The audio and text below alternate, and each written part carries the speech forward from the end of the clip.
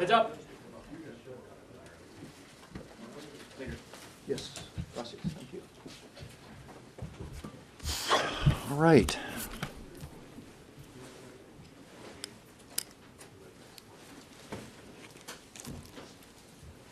Well, good morning. Leader Chuck Schumer may think that every day that goes by, the shutdown gets better for the political prospects of the Democrats, but every day that it goes by, it gets a lot worse for the American people. Now, Democrats, senators might start to feel that a little bit personally when they try to fly out of airports and you see some of the impacts that are already occurring with respect to TSA and air traffic control. And families around the country are already seeing the impacts, and it's about to get a whole lot worse.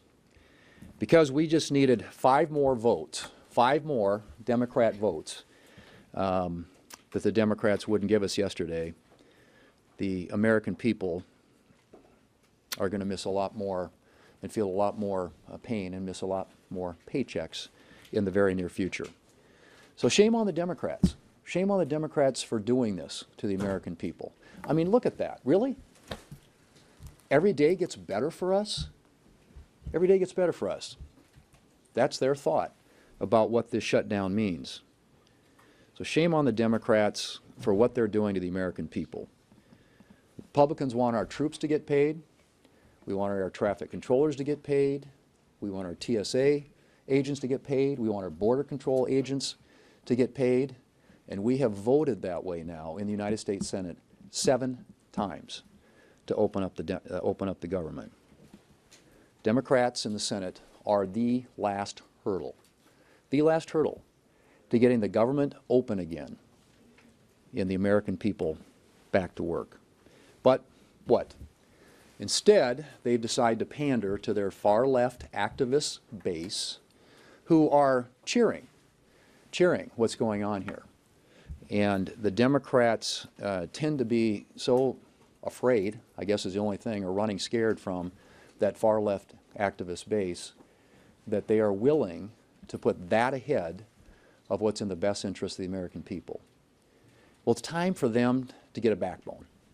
It's really time for the Senate Democrats to show a little courage and put the American people ahead of their far-left activist base.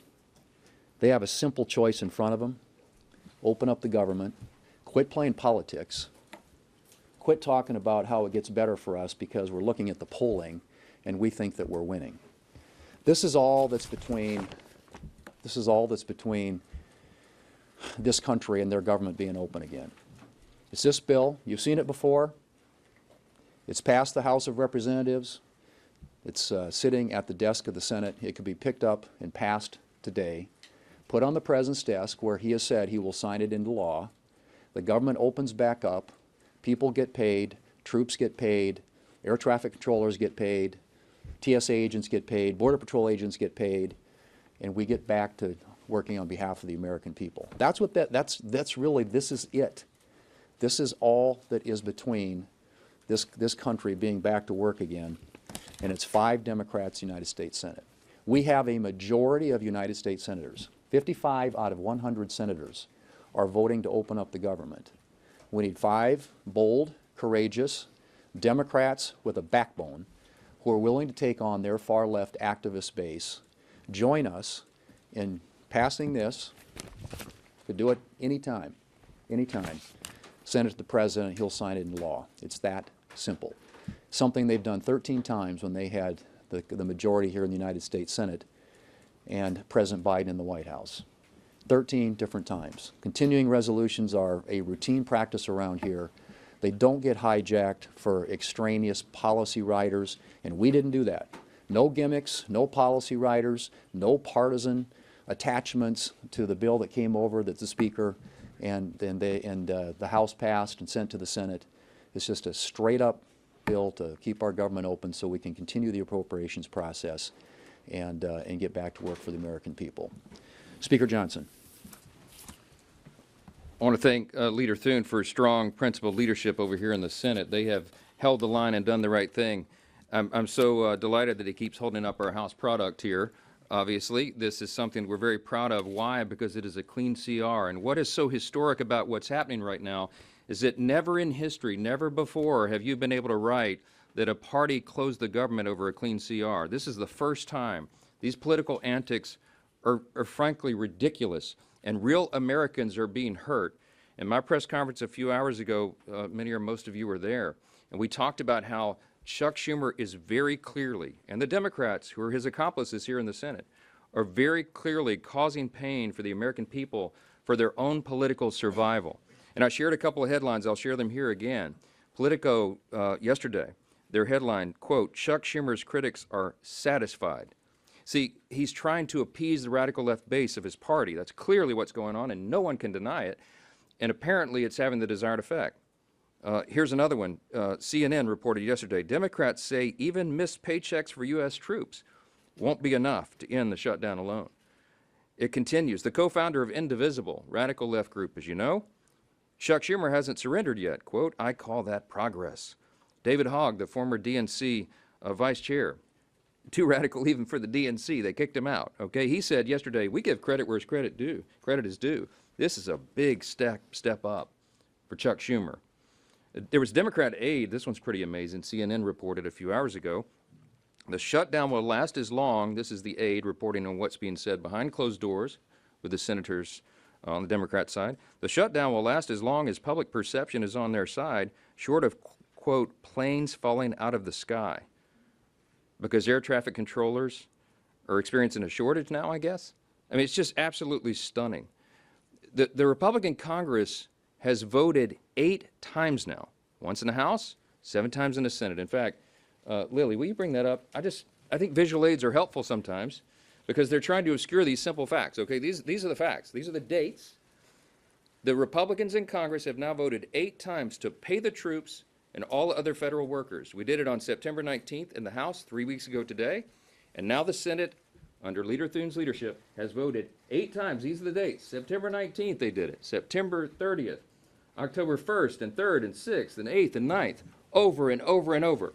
The Republicans voted to open the government and pay the troops, and the Democrats every single time voted for them not to be paid, not to pay TSA agents.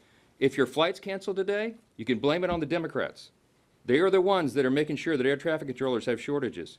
We don't want planes falling out of the sky, for heaven's sake. They're making a mockery of this, and it is outrageous to us. You've got 2 very even-tempered guys here. Thank you, Lily.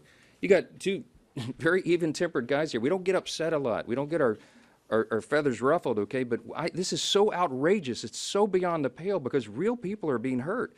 You got 700,000 federal workers that will receive paychecks today, followed by an additional 400,000 workers on 10/14. That's their last paycheck. That is the last paycheck they're going to have until the Democrats reopen the government.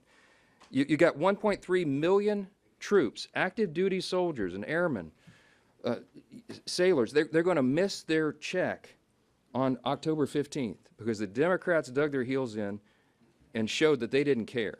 8 times they have voted not to pay these people who are serving and protecting all the rest of us.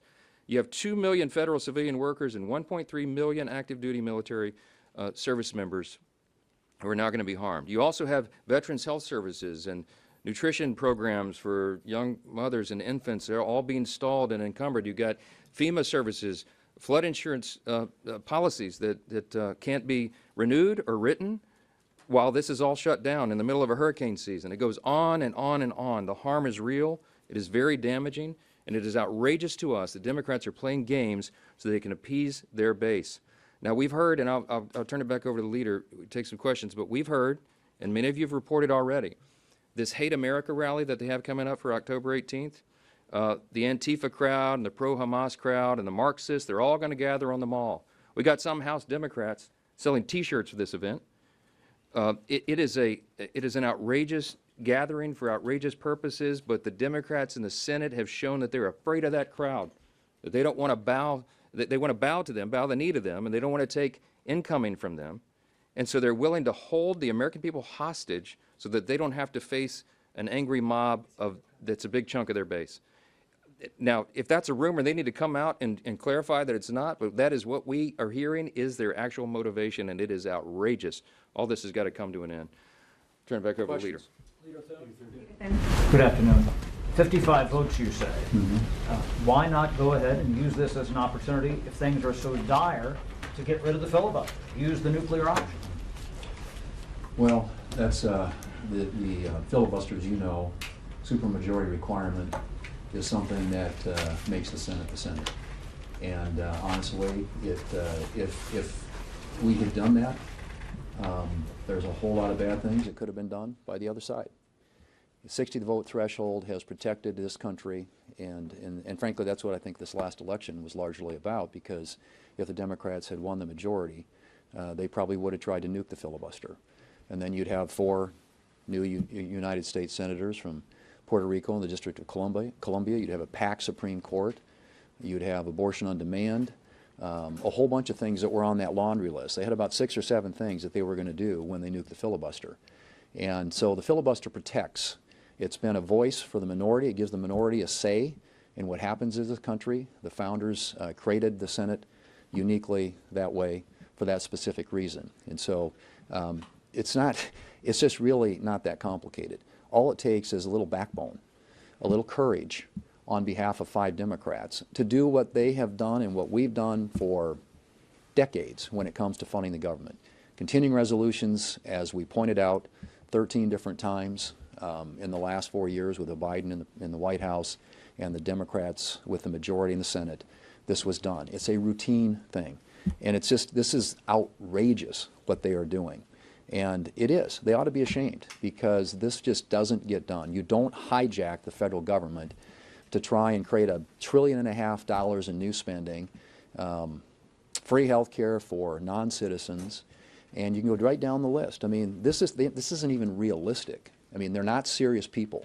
And it's time they came to their senses and did the right thing for the American people. Are you feeling any pressure on the filibuster? No, nobody's pressuring. Well, there's always pressure on the filibuster, sure. Yeah. I mean, there are folks out there who think that is the way we ought to do things around here, simple majority. But I can tell you that the filibuster through the years has been something that's been a bulwark against a lot of really bad things happening to the country. Yeah. Speaker Johnson, he's suggested that a military pay bill cannot pass the Senate. Is that your understanding? Do you think a military pay bill would be blocked by Democrats? Or well, there's do you think you're going to try it? Military pay bill right here. I mean, I just don't know what I honestly, this pays the military. And all they have to do is pick it up at the desk, give us 5 votes, and the military gets paid. Leader Thune, do you know whether Trump is going to try to move money around to pay the troops, and do you think that is something he should be doing? I suspect that they're probably going to be, pretty soon, they're going to have to do some things. I think, to their credit, the White House has now for 10 days laid off doing anything in hopes that enough Senate Democrats would come to their senses and do the right thing and fund the government. But now, now that we're getting these where people are going to start missing paychecks, this gets real. This gets real for families, a lot of military families who live paycheck to paycheck, a lot of American families who live paycheck to paycheck who are federal employees. And so I just think that the White House, my expectation is, yes, they're going to have to start making some decisions about how to move money around, which agencies and departments are going to be impacted, which programs are going to be impacted, which employees are going to be impacted. That's what a shutdown does. You put the administration and this presidency in a position where they're going to have to make some hard decisions. Yesterday you discussed, or it was reported that you discussed giving a date certain for a vote, or giving some sort of assurance that there would be a vote on a Obamacare tax credit bill. Could you talk through that, what you're thinking, and what happened there? Well, I mean, I think that the Democrats, there are some Democrats who I think are reasonable enough to know this is not a sustainable position for them, who are looking for a way to get something in this conversation that would enable them to have the issue that they say they care about here addressed. And I've said all along, I'm open to that. I think speakers expressed that we get the government opened up again, and we're willing to have that conversation. Yeah, and frankly, so those are some things that I think are perhaps real possibilities, but it doesn't happen absent voting to open up the government. And so the Democrats who are interested in that sort of some sort of pathway on that need to, again, come to their senses and vote to open the government. But just to follow up on that, Mr. Leader, are you going to have any conversations over the next couple of days with Leader Schumer about that? And, you know, to Jake's point, I guess, do you feel like maybe you're getting closer to an off-ramp here?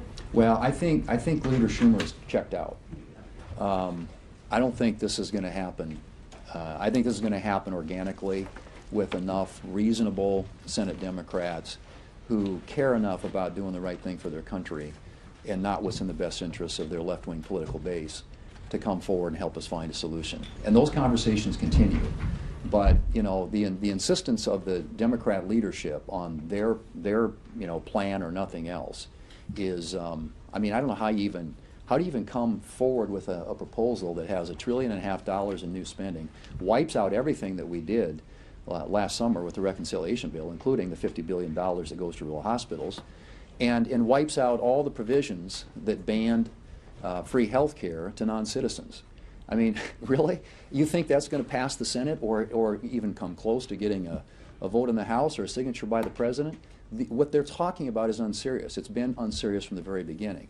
So, yes, if they want to sit down and talk about opening up the government and doing some of the things that I've suggested and we've suggested, which is, you know, allowing the conference committee to work on the 3 appropriation bills we passed, bringing other appropriations bills to the floor so we can start funding the government the old-fashioned way, and there's an interest on both sides in doing that. And yeah, a conversation about what we do on the expiring enhanced ACA subsidies. And there's a lot of conversations going on around that. But that doesn't happen until we get the government open. I wanted to know, you got a call with the Freedom Caucus and you said you were working on rescissions and that rescissions would come up again potentially. Rescissions is something that the Democrats have said is a reason that perhaps there's a lack of trust. Can you both address the question of trust with the Democrats as well as what rescissions are you talking about? Let's talk about trust. Who's in good faith? We sent over this clean document. We didn't load it up with any partisan priorities because we're not playing games here. We wanted to keep the lights on so that we can continue the appropriations process to spend the taxpayers' money more responsibly. I did a conference call within the last hour with the House Freedom Caucus and a lot of journalists, and one of the questions was, are you all concerned about the national debt? You're darn right we are. The Republicans are. The Democrats don't seem to care. We crossed this $37 trillion threshold. It is not a sustainable situation. It took us a long time as a nation to get into this financial hole, and we are doing everything we can in every possible way to get us back to sound fiscal responsibility. And what does that include? Well, not only an infusion of pro-growth policies like we implemented with the One Big Beautiful Bill, the Working Families Tax Cut package, so many things that are going to help the economy short-term and long-term. But also, we have to reduce spending. We have to. The government spends too much. It's too large. It does too many things. It does almost nothing well. As Reagan used to remind us, government is not the solution to the problem. Government is the problem. And so are we in favor of reducing spending? Yes. That we're trying to do that in a responsible manner. The reconciliation package that we passed saves $1.6 trillion of taxpayer funds. We eliminated fraud, waste, and abuse. We worked towards efficiency to get the government working better for the people. We're proud of that. There's no legislative body in the history of planet Earth that's ever saved $1.6 trillion or anything close to that. But it's the first of many steps. So we have to appropriate at lower, more responsible levels, not in a way that disenfranchises or hurts any American that relies upon vital services, but in a way that makes government work better for people. We're excited about that. A rescissions package is part of our process. I know the Democrats hate to cut spending in any way, in any form. But we are for that because we have to make government work better for people. If you look at the polling, the people's faith in the federal government is at an all-time low. Why? Because they don't see that it's being done well. And we are doggedly determined to get back to those principles. And so the Democrats are going to decry any limitation of spending. Watch them. Have you ever seen a Democrat ever want to reduce a federal program? Reduce the size or scope of government? No. They always want to spend more. We cannot afford to do that. We have to do it better. The Republican Party are the ones that are going to return us to fiscal sanity, and all of this is part of that. This simple CR is part of that. We didn't load it up with partisan priorities. We tried to make it simple because we had appropriators in the Republican and Democrat parties who joined together and said, in the House, and said, you know what? Give us 7 more weeks. Give us until November 21st. Let's keep the lights on. Very simple, clean measure, as simple as possible. Keep everything at status quo so we can work together and come to consensus to spend the taxpayers' money more responsibly. Yes, we're committed to that. Thank you. Is it appropriate for senators to be using the government shutdown and going and having campaign fundraisers?